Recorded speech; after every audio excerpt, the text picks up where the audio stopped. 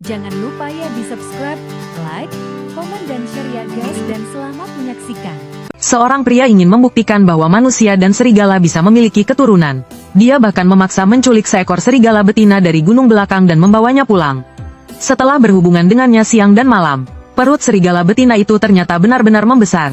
Pria itu tidak hanya tidak takut, tapi malah sangat senang. Dia bahkan merencanakan pesta besar untuk mengundang penduduk desa. Namun, siapa sangka pria itu meninggal malam itu akibat infeksi bakteri. Keesokan harinya seorang ahli Feng Shui melewati desa itu. Setelah mendengar cerita itu, dia hanya bisa menggelengkan kepala. Dia berkata kepada penduduk desa bahwa bencana besar akan datang. Karena anak dari gabungan manusia dan serigala pasti adalah janin iblis. Dan janin iblis dilahirkan tanpa perasaan, suka membunuh. Ini pasti akan membawa bencana besar ke desa. Penduduk desa, yang ketakutan, mengusir serigala betina itu di malam hari. Serigala betina itu tidak punya pilihan selain masuk ke hutan lebat dengan perut besar. Akhirnya, setelah hamil selama 2,5 tahun, ibu serigalaku melahirkan aku. Aku lahir pada hari bersalju yang lebat. Demi melindungiku, ibu serigalaku tidak berani keluar mencari makan. Dia hanya bisa menggunakan bulunya untuk menghangatkanku. Hari-hari berlalu seperti itu, namun aku hampir mati kedinginan. Beruntung, seorang kakek yang sedang mencari tanaman obat di gunung menemukanku. Ibu serigalaku tidak menghalangi kakek itu membawaku pergi. Dia hanya menoleh melihatku sekali sebelum pergi. Dan kakek yang menemukanku itu adalah guruku sekarang. Belakangan, aku mengetahui tentang ibuku dari cerita guruku.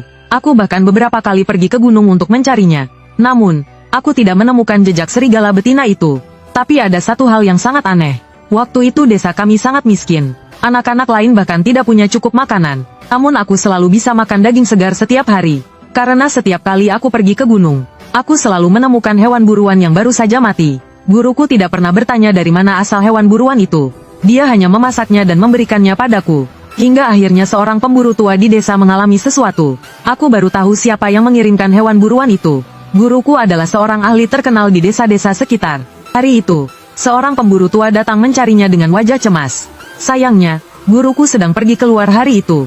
Aku pikir pemburu tua itu hanya ingin membaca nasib. Namun dia tampak seperti semut di atas wajan panas. Aku pun bertanya, "Paman Zhang, ada apa? Apa yang terjadi?" Paman Zhang ragu sejenak lalu berkata padaku, "Xiao Tian, kamu sudah mengikuti gurumu dari kecil kemana-mana. Seberapa banyak yang kamu pahami tentang hal-hal ini?" Mendengar itu, aku mengangguk. Sedikit paham, aku tahu dia berbicara tentang hal-hal gaib itu. Kalau begitu, coba lihat tangan ini. Paman Zhang berbicara sambil menyingsingkan lengan bajunya. Melihatnya, aku sangat terkejut. Karena ada luka dalam di lengannya, seperti digigit binatang buas. Aku segera bertanya, "Paman Zhang, apa yang terjadi dengan ini?" Dia menghela napas panjang dan perlahan berkata, 2 hari lalu saat aku pergi berburu di gunung, aku bertemu seekor serigala yang terpisah dari kawannya. Serigala itu terlihat sangat besar. Aku berpikir, jika berhasil membunuhnya pasti laku mahal. Jadi aku diam-diam menembaknya hingga mati. Tapi saat aku mendekat, serigala itu tiba-tiba hidup kembali dan menggigitku. Saat itu, aku kesakitan dan menjatuhkan senjataku. Serigala itu memanfaatkan kesempatan untuk melarikan diri. Setelah pulang ke rumah, aku mencoba berbagai cara tetapi tetap tidak sembuh. Luka ini setiap malam terasa sangat sakit dan terus berdarah. Aku takut mungkin telah berurusan dengan sesuatu yang tidak bersih. Jadi aku datang mencari bantuan gurumu. Mendengar itu, aku langsung marah dan berkata, "Katakan cepat, di mana kamu menembak serigala itu?" "Apa, Xiao Tian? Kamu juga ingin memburu serigala dan cari uang?" Paman Zhang menunjukkan ekspresi aneh. "Cari uang apa? Kalau kamu tidak ingin mati, segera katakan." Aku langsung membentak Paman Zhang. Paman Zhang langsung terkejut dan membeku. Tubuhnya gemetar beberapa kali dengan wajah ketakutan. "Di gunung, aku akan membawamu ke sana sekarang." Aku segera ke halaman belakang mengambil kotak obat, mengunci pintu, dan berlari mengikuti Paman Zhang. Desa kami memang tidak jauh dari gunung itu. Berjalan bersama Paman Zhang sekitar 1 jam. Akhirnya kami sampai di tempat yang dimaksud Paman Zhang. Itu di bawah pohon besar. Ada bekas darah yang jelas di bawah pohon. Hatiku langsung berdebar. Bukan hanya kena tembak, serigala itu juga kehilangan banyak darah. Apakah serigala itu baik-baik saja? Aku merasa gelisah. Mengikuti jejak darah, aku segera mencarinya. Sambil mencari, aku terus memanggil-manggilnya. Namun hingga malam, tetap saja tidak ada hasil. Aku sangat cemas. Tanpa serigala ibu, aku pasti sudah mati. Paman Zhang takut aku tersesat. Jadi dia tetap mengikutiku. Sekitar pukul 6. Guruku meneleponku. Aku menangis sambil menceritakan kejadian ini kepada guru. Saat guru datang membawa senter ke gunung, sudah lebih dari pukul 9 malam. Paman Zhang melihat guru dan segera menyambutnya. Kemudian dia menunjukkan lengannya kepada guru. Guru hanya melihat sekilas dan berkata dengan dingin, "Pulang dan kompres dengan air kencing anak kecil semalam. Ingat, jangan berburu di gunung ini lagi. Kalau terjadi sesuatu karena berburu, jangan cari aku." Kata-kata guruku masih memiliki wibawa. Paman Zhang langsung mengiyakan. Kemudian dia berterima kasih dan turun gunung. Aku duduk di bawah pohon itu, dan samar-samar mendengar guru berkata, "Karma berputar, nyawa harus dibayar nyawa. Zhang, kemungkinan malam ini." Aku tidak berpikir banyak tentang kata-kata guru. Beberapa menit kemudian, guru menghela napas dan mendekatiku. "Tenanglah, jika benar itu dia, dengan kekuatan spiritualnya, peluru biasa tidak akan melukainya." Mendengar kata-kata guru, aku segera merasa lega. "Benarkah, guru?" Guru tersenyum dan mengangguk kepadaku. "Waktu sudah larut, ayo kita pulang dulu." Aku dengan hati-hati meletakkan kotak obat di bawah pohon itu. Dengan suara lantang aku berkata, "Ibu, aku tinggalkan ini di sini." Saat turun gunung, aku terus menoleh ke belakang. Namun, aku tidak melihat bayangan apapun. Aku merasa sedikit kecewa. Saat kecil dia menyelamatkan nyawaku. Kenapa sekarang setelah aku dewasa, bahkan bertemu sekalipun dia enggan? Saat pulang dengan motor listrik guru, waktu sudah menunjukkan pukul 12 malam. Aku dan guru belum makan. Guru hanya memasak beberapa hidangan sederhana. Setelah kami makan, kami kembali ke kamar masing-masing untuk tidur. Malam itu aku tidur dengan rasa mengantuk yang berat. Aku merasa wajahku sangat gatal. Rasanya ada sesuatu yang berbulu menyentuh wajahku. Aku mencoba membuka mata, tetapi tidak bisa. Akhirnya aku tertidur lagi. Keesokan paginya, saat membuka pintu toko, aku menemukan seekor kelinci liar mati yang masih segar di depan pintu. Dengan penasaran, aku mengambil kelinci itu. Aku juga menemukan kotak obat di belakang kelinci itu. Saat melihat kotak obat itu, mataku langsung memerah. Kotak obat itu adalah yang kemarin aku letakkan di bawah pohon. Ibuku datang menjengukku tadi malam. Dia datang untuk memastikan bahwa dia baik-baik saja. Aku menangis dengan bahagia. Aku membawa kelinci itu ke dalam untuk guru. Namun, wajah guru langsung berubah muram saat melihat kelinci itu. "Mulai sekarang, kita tidak makan apapun yang diberikan ini. Ada beberapa hal yang tidak bisa kita ganggu." Kata-kata guru itu membuatku bingung. Biasanya, guru sangat suka daging hewan liar. Mengapa hari ini dia berkata seperti itu? Dan apa maksud guru dengan beberapa hal? Karena guru berkata demikian, aku akhirnya memberikan kelinci itu ke keluarga Xiao Hua di sebelah. Sekalian pergi ke pasar untuk membeli sayuran. Saat pulang, guru masih terlihat muram. Aku tidak terlalu memikirkannya. Hari ini ada orang yang mengundang guru untuk membaca nasib. Namun guru berkata ada sesuatu yang harus dilakukan dan tidak pergi. Aku merasa penasaran. Ada apa hari ini? Benar saja. Pada sore hari, kepala desa tiba-tiba masuk. Guru langsung menyambutnya. Kepala desa memandang guru dan menghela napas. "Lao Li, ikutlah denganku ke rumah Lao Zhang." Lao Zhang ditemukan meninggal di rumahnya hari ini. Sebagai sesama warga desa, atur pemakamannya. Mendengar itu, aku sangat terkejut. Lao Zhang yang dimaksud kepala desa adalah Paman Zhang yang kemarin datang mencariku. Bagaimana dia tiba-tiba meninggal? Baik, kepala desa, pergi duluan. Aku akan menyiapkan sesuatu dan segera menyusul. Guru berkata dengan tenang, seolah-olah dia sudah tahu sebelumnya. Setelah kepala desa pergi, wajah guru langsung menjadi muram. Kenapa harus sekejam itu? Aku tidak mengerti maksud perkataan guru. Namun, mendengar bahwa Paman Zhang meninggal, aku merasa kaget. Aku segera masuk ke dalam untuk mengambil sebuah kotak. Isinya semua barang yang diperlukan untuk pemakaman. Karena ini bukan pertama kalinya aku pergi dengan guru untuk pemakaman. Aku menyiapkan barang-barang dengan sangat cepat. Setelah selesai, aku bersiap pergi bersama guru. Namun guru mengambil kotak itu dan berkata, tetaplah di rumah, jangan pergi kemanapun. Kemudian, guru pergi sendiri mengendarai motor listrik ke rumah Paman Zhang. Aku terdiam di tempat cukup lama sebelum tersadar. Biasanya, setiap ada pemakaman di desa, guru selalu mengajakku. Kenapa kali ini aku tidak diajak? Aku merasa aneh. Baru sekitar pukul 10 malam guru kembali. Begitu masuk rumah, wajah guru terlihat muram dan dia berkata, Xiao Tian, mulai sekarang, jangan pernah naik gunung lagi. Dengar tidak, guru? Tapi ibuku. Aku memandang guru dengan bingung. Itu hanya hewan berdarah dingin. Bukan ibumu, guru berkata dengan dingin. Aku tertegun. Guru sebelumnya tidak pernah berkata seperti itu. Ada apa sebenarnya? Setelah hening beberapa saat, guru menghela napas dan berkata, Tian, beberapa hal akan kamu pahami nanti. Keesokan paginya, guru pergi lagi untuk mengurus pemakaman Paman Zhang. Aku sendiri menjaga toko. Hingga sore hari pukul 6, seorang wanita masuk. Dia mengenakan pakaian desa, kakinya tampak terluka dan pincang. Melihat itu, aku segera menghampirinya. Tante, Anda ingin membaca nasib? Guru saya sedang pergi. Selain itu, kami tidak membaca nasib di malam hari. Saya tahu, wanita itu mengangguk kepadaku. Kalau begitu, apa yang Anda butuhkan? Aku memandangnya dengan rasa ingin tahu. Tidak ada yang besar, hanya saja kaki saya terluka. Bisa bantu saya mengobatinya? Wanita itu lalu mengangkat celana panjangnya. Tampak sebuah luka bulat yang terus mengeluarkan darah. Ini kan luka tembakan, bagaimana seorang wanita desa bisa terluka oleh peluru? Aku merasa curiga, namun tetap saja aku segera mengambil kotak obat dari belakang. Lalu berlutut untuk memeriksa lukanya. Ternyata peluru masih berada di dalamnya. Tante, pelurunya masih ada di dalam. Saya tidak punya obat bius di sini. Sebaiknya saya antar Anda ke rumah sakit. Tanpa obat bius, mengeluarkan peluru. Jangankan wanita seperti Anda, saya sebagai pria pun tidak akan tahan. Tidak perlu, saya datang ke sini khusus untuk meminta bantuanmu. Tolong bantu saya. Wanita itu menggelengkan kepalanya. Melihat tekadnya, aku tidak bisa menolak. Aku hanya bisa mengangguk ragu. Saat peluru berhasil dikeluarkan, darah sudah menggenang di lantai. Jika orang biasa, mungkin sudah pingsan karena kesakitan. Namun wanita ini tidak mengeluh sedikit pun. Hanya wajahnya yang terlihat pucat. Aku membalut luka tembak wanita itu dengan perban. Khususnya, aku menambahkan ramuan obat yang guru ambil dari gunung. Wanita itu berdiri lalu langsung keluar. Kupikir dia akan langsung pulang. Namun, yang tidak kuduga, dia kembali dengan membawa 2 kelinci liar. Aku merasa aneh. Kelinci liar sangat sulit ditangkap. Bagaimana seorang wanita bisa dengan mudah mendapatkannya? Apalagi 2 ekor sekaligus. Makanlah. Kalau kurang, lain kali saya bawakan lagi. Wanita itu berkata kepadaku, tidak perlu, Tante. Bawa pulang saja untuk makan sendiri. Kamu tidak mau menerima pemberianku? Wanita itu menyipitkan matanya sedikit. Nada suaranya sedikit berubah. Aku mendengar perkataan ini dan merasa bingung. Aku yakin ini adalah pertama kalinya aku bertemu dengannya. Dia juga bukan dari desaku. Kenapa dia berkata seolah sering memberiku sesuatu? Tante, tadi saya hanya membantu mengobati sedikit. Tidak perlu seperti ini. Tante, aku berkata dengan sedikit pasrah. Wanita itu hanya menatapku dalam-dalam. Kemudian tanpa berkata sepatah kata pun, dia berjalan keluar. Aku mengulurkan tangan ingin menahannya. Namun melihat dia sudah pergi keluar, aku hanya bisa menghela nafas panjang. Melihat genangan darah di lantai, aku masuk untuk mengambil pel dan mulai membersihkannya. Saat itu, guru masuk dari luar.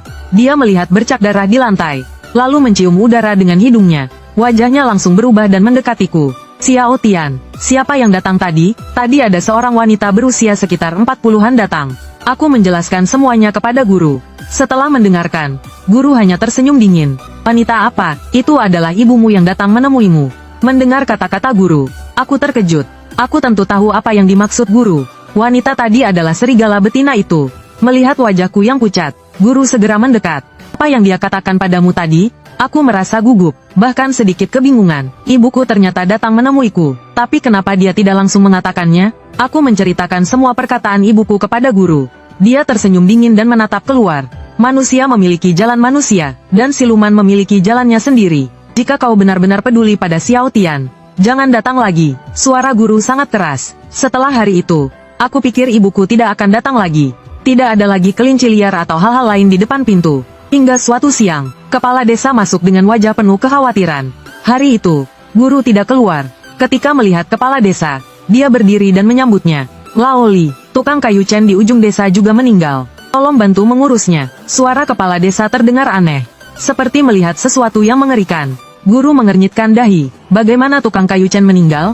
Aku merasa sangat penasaran. Aku pernah diam-diam meramal nasib tukang kayu Chen ini. Jika dilihat dari umur panjangnya, meskipun tidak hidup hingga 100 tahun, dia setidaknya bisa hidup hingga usia 70 atau 80 tahun. Namun sekarang tukang kayu Chen baru berusia sekitar 40 tahun. Bagaimana bisa dia meninggal? Kepala desa menggelengkan kepala dengan wajah pucat. Aku juga tidak tahu apa yang terjadi. Kepala desa, jika ada sesuatu, katakan saja langsung. Guru berbicara dengan nada mendesak. Mendengar itu, rasa ingin tahuku semakin besar. Kepala desa ragu sejenak, lalu berbicara dengan gemetar. Sepertinya dia tidak mati karena dirinya sendiri. Juga bukan dibunuh oleh manusia, melainkan digigit oleh binatang buas. Dada tukang kayu Chen benar-benar hancur. Benar-benar mengerikan. Wajah guru langsung berubah serius. Dia langsung mulai mengemas perlengkapan pemakaman, lalu pergi bersama kepala desa. Sebelum pergi, guru menatapku dengan wajah serius. Jaga toko dengan baik. Jika dia datang lagi, katakan padanya bahwa melakukan ini akan mendapat hukuman langit. Setelah berkata demikian, guru melangkah keluar. Aku hanya berdiri di tempat, tidak tahu harus bagaimana. Apakah tukang kayu Chen dibunuh oleh ibuku? Tapi kenapa ibuku harus membunuh orang? Begitulah, aku duduk linglung di toko, tidak tahu bagaimana melewati siang itu. Ketika aku sadar kembali, hujan deras sudah mulai turun di luar. Saat aku melihat waktu, Sudah pukul 7 atau 8 malam. Aku khawatir guru tidak bisa kembali. Jadi aku cepat-cepat menutup toko, lalu mengambil payung dan pergi ke rumah tukang kayu Chen untuk menjemput guru. Namun sebenarnya aku lebih ingin melihat bagaimana tukang kayu Chen meninggal. Segera aku sampai di rumah tukang kayu Chen. Karena mayatnya baru ditemukan hari ini, semuanya terlihat belum banyak disiapkan. Jasad tukang kayu Chen diletakkan di atas papan kayu, ditutupi dengan kain putih. Orang-orang di ruang duka tidak banyak. Setelah masuk, aku tidak melihat guru. Jadi aku berjalan ke arah jasad tukang kayu Chen. Kemudian perlahan-lahan membuka kain putihnya. Yang terlihat oleh mataku adalah wajah yang sangat pucat. Dia menatapku dengan mata melotot, seolah-olah aku yang membunuhnya. Pemandangan yang mengerikan ini membuatku terkejut. Namun demi memastikan apakah ibuku yang membunuhnya, aku hanya bisa menggigit bibir dan melanjutkan membuka kain putih itu. Saat itu, suara dingin guru terdengar. "Xiao Tian, kenapa kamu datang?" Aku bilang jaga toko, bukan? Suara yang tiba-tiba ini membuatku mundur beberapa langkah karena terkejut. Aku menatap guru dengan wajah pucat. Tanganku gemetar, menunjuk pada tukang kayu Chen. Guru, matanya tidak tertutup. Dia mati dengan sangat tragis. Tentu saja dia tidak bisa tenang. Guru mendengus dingin dan berjalan mendekat. Lalu dia menatapku dengan serius. Apakah dia datang hari ini? Aku tahu yang dimaksud guru adalah ibu serigalaku. Dengan mata merah, aku menggelengkan kepala. Melihatku menggeleng, guru melanjutkan berkata, "Hari ini pulang dulu. Besok siapkan diri untuk naik gunung." Naik gunung? Kenapa harus naik gunung? Aku merasa ada yang aneh dari nada guru. Untuk apa lagi? Utang nyawa dibayar nyawa. Utang uang dibayar uang. Guru meninggalkan kalimat ini, mengambil payung dari tanganku, lalu pergi. Aku tertegun di tempat, bingung harus berbuat apa. Pikiranku penuh kekacauan. Aku berjalan ke jasad tukang kayu Chen, lalu langsung membuka kain putih yang menutupi jasadnya. Dada tukang kayu Chen benar-benar tercabik keluar, seperti dicakar oleh cakar tajam. Melihat cara matinya seperti ini, sedikit harapan dalam hatiku hancur berkeping-keping. Aku tidak tahu bagaimana aku pulang.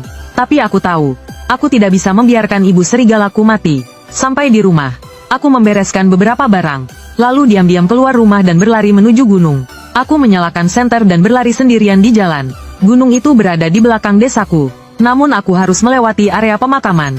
Area pemakaman ini adalah tempat penduduk desa dikuburkan setelah meninggal. Karena Paman Zhang baru meninggal beberapa hari lalu, jalan ini penuh dengan uang kertas ritual yang basah. Uang kertas ritual memanjang putih di sepanjang jalan malam, membuatku merasa sangat ngeri. Aku tidak bisa menahan diri untuk mempercepat langkah. Namun, tidak peduli seberapa cepat aku berlari, bukit-bukit kecil di kejauhan terlihat sangat jelas dalam kegelapan, membuat semuanya tampak lebih menakutkan. Guru pernah mengatakan bahwa setelah seseorang mati, rohnya akan berkeliaran di sekitar. Selama mengikuti guru selama ini, aku belum pernah melihat hantu. Namun itu tidak berarti aku tidak percaya pada hantu. Lagi pula, Paman Zhang baru saja meninggal beberapa hari lalu. Ketika aku mencoba berlari untuk melewati semuanya, tiba-tiba suara yang sangat tajam memecah langit. Sebuah tawa aneh yang sangat menakutkan terdengar di telingaku. Suara tiba-tiba ini membuatku terkejut. Aku secara refleks mengangkat senterku dan mengarahkannya ke arah suara itu.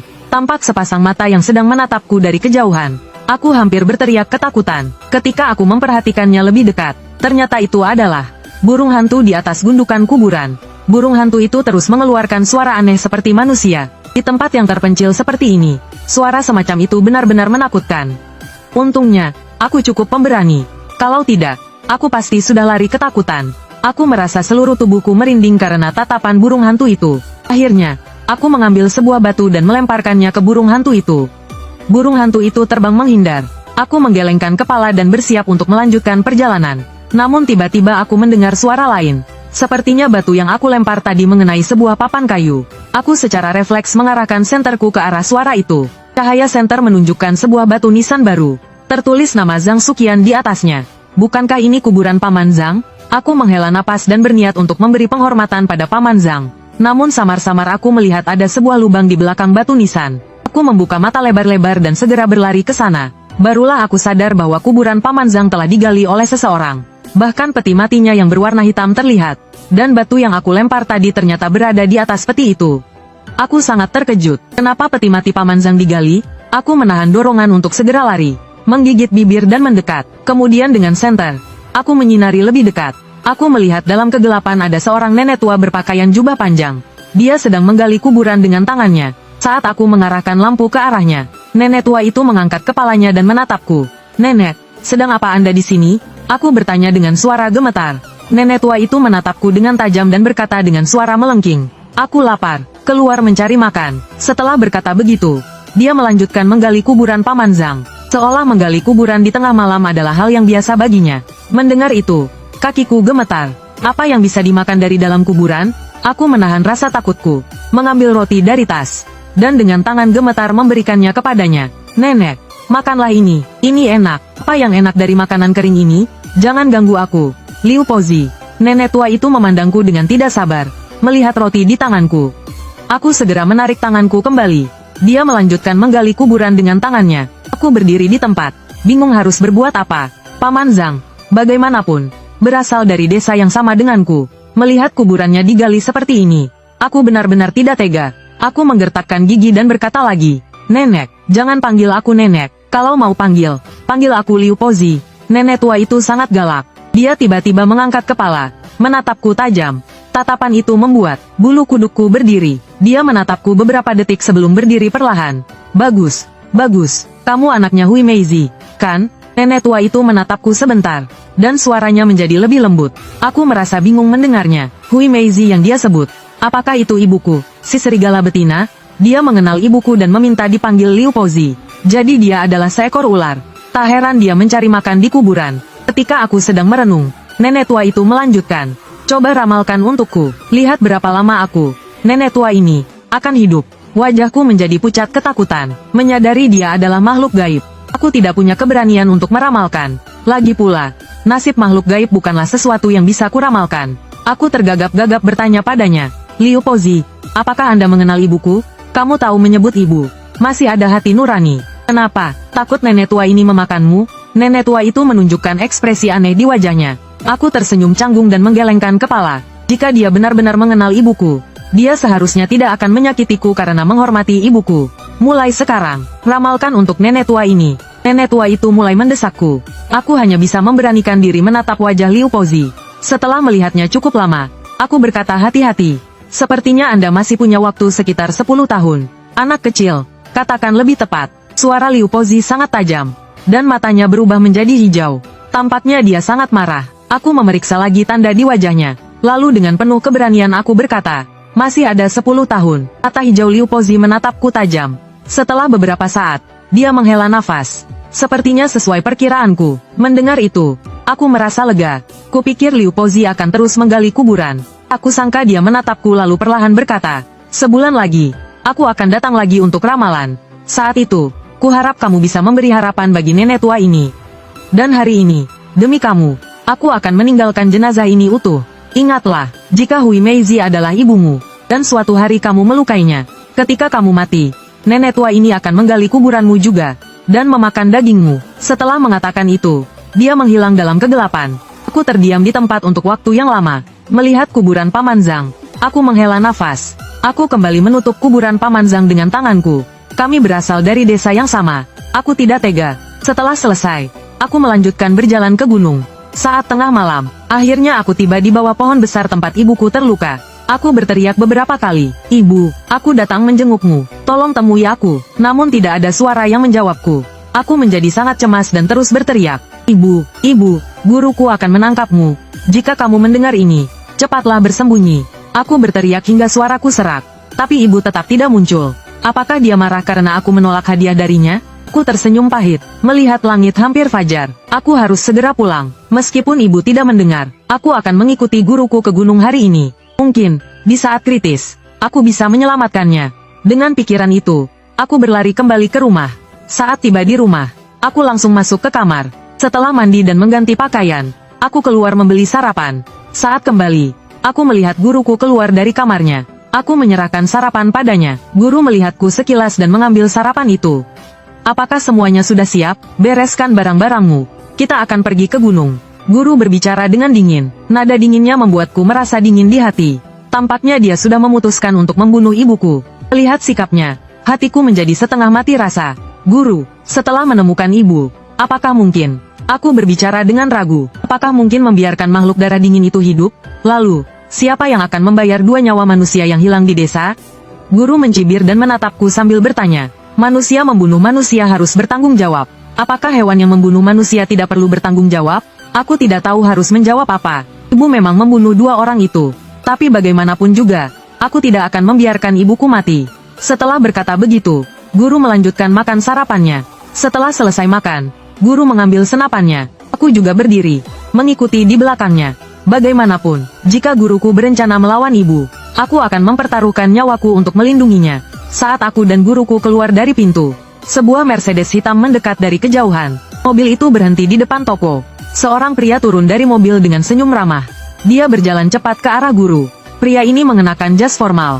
Jelas dia seorang kaya raya. Dia mendekat dengan hormat dan berkata kepada guru, "Tuan Li, selamat siang. Saya diperkenalkan oleh Zhang, dan minggu lalu saya sudah menelepon Anda. Minggu ini saya datang untuk meminta Anda membaca nasib saya." Mendengar ini, aku memandang pria itu dengan rasa ingin tahu. Di tengah dahinya terdapat tanda merah kecil. Dalam dunia ramalan, ini dikenal sebagai titik kemalangan. Selain itu, hidungnya besar namun melengkung. Tulang pipinya sedikit tidak simetris. Ditambah dengan ekspresi wajahnya yang bengis. Dia terlihat seperti seseorang yang tidak segan-segan mengambil keuntungan dari orang lain. Pria ini terlihat kejam. Selain itu, auranya tampak suram. Jelas dia sedang menghadapi masalah besar. Kemungkinan besar melibatkan masalah yang berhubungan dengan nyawa seseorang. Guru melihatnya sekilas lalu melambaikan tangan. "Hari ini saya tidak ada waktu.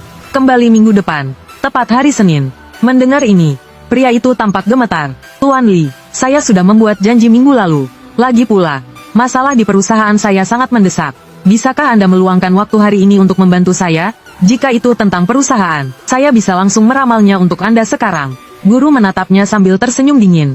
Pria itu tampak canggung dan hanya bisa tersenyum. "Baiklah, saya akan kembali tepat hari Senin." Setelah berkata begitu, pria itu masuk ke mobil dan pergi dengan cepat. "Xiao Tian, apa pendapatmu tentang pria itu?" Setelah pria itu pergi, guru bertanya padaku. Tanpa ragu, aku mengutarakan analisisku. Guru mengangguk, tapi kemudian menggelengkan kepala. "Kamu melewatkan satu hal tentangnya. Dia memang terlibat dalam kasus pembunuhan. Tapi dia tidak secara langsung bertanggung jawab. Dia hanya terseret ke dalamnya." Mendengar ini, aku baru menyadari. Meskipun wajah pria itu suram, tapi ada bintik merah di dahinya. Bintik itu berbeda dari tahi lalat. Bintik bisa sembuh jika kulitnya pulih. Dengan kata lain, dia sedang sial. Tapi dia masih memiliki kesempatan untuk mengubah nasib. Dan kesempatan itu akan datang minggu depan. Guru memandang jauh ke arah mobil Mercedes hitam itu. Setelah beberapa saat, dia menoleh padaku. "Xiao Tian, ketika pria itu datang pada hari Senin, kamu yang akan membacakan nasibnya. Karena hari Senin, mungkin aku tidak akan kembali." Guru berbicara dengan nada tenang. Kata-katanya membuatku merasa tidak nyaman.